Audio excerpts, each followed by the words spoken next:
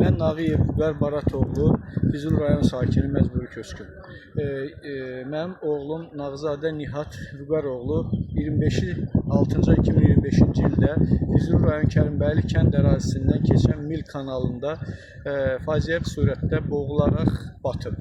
Bundan ötürü bizə Fövqəladə Hallar Nazirliyinə müraciət eləmişik dəfələrlə.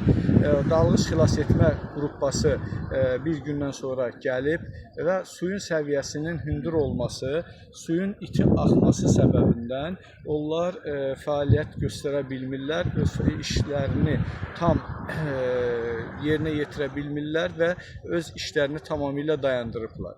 Biz də xahiş edirik, bütün qurumlara, imkanımız çatdığı qurumlara müraciət eləmişik suyun səviyyəsi endirilməsi haqqında ki, xahiş edirik, suyun səviyyəsi endirilsin.